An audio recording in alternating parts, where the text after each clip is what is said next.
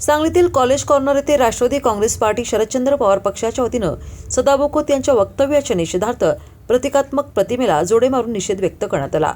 अल्पसंख्याक सेलचे जिल्हाध्यक्ष तथा नगरसेवक आयुब बारगे आणि बांधकाम कामगार सेलचे जिल्हाध्यक्ष विनायक आबा हेगडे यांच्या नेतृत्वाखाली हे आंदोलन पार पडले। आयुब बारगे यांनी विद्यार्थ्यांबाबत करण्यात आलेले वक्तव्य निषेधार्ह असल्याचे सांगितले, तर विनायक आबा हेगडे यांनी सदाभाऊ खोत यांनी विद्यार्थ्यांना आतंकवादी म्हणून त्यांना उपमा दिली आहे। सदाभाऊ खोत यांनी जाहीर माफी मागावी, अन्यथा जिल्ह्यात फिरू देणार नाही असा इशारा दिला।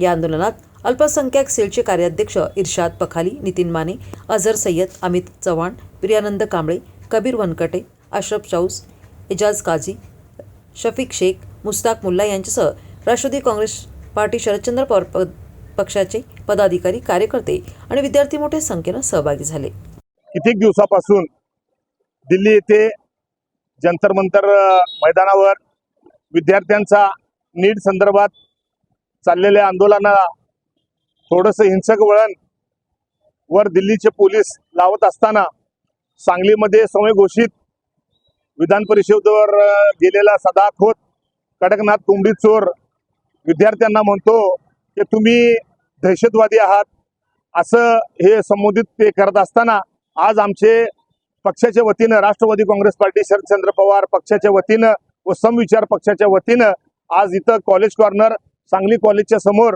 आज आमच्या वतीनं त्यांना आंदोलन करत आहे, त्यांना जोडं मारून त्यांचा निषेध करत आहे। इथून पुढच्या काळामध्ये त्यांनी आपलं तोंड सांभाळून बोलावे, नाहीतर इथून पुढे आम्ही त्यांच्या घरासमोर आंदोलन करेन।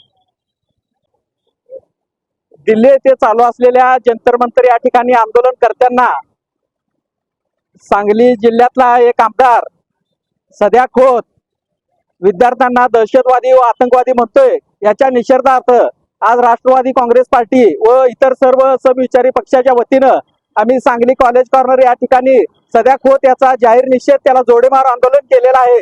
खरं वास्तविक पाहता दहशतवादी आणि आतंकवादी हा सदा खोत आहे।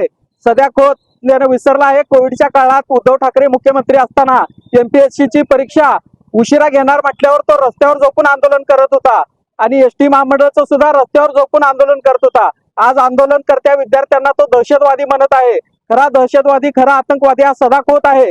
याचा निषेध आम्ही आज सांगली जिल्ह्याच्या वतीनं राष्ट्रवादी काँग्रेस पार्टी व सर्व समविचारी पक्षाच्या वतीनं आम्ही त्यांचा निषेध केलेला आहोत। इथल्या पुढच्या काळात सुद्धा त्यांनी तोंड सांभाळून बोलावं, अन्यथा आम्ही सांगली जिल्ह्यात त्याला फिरू देणार नाही असं या ठिकाणी मी सांगतो।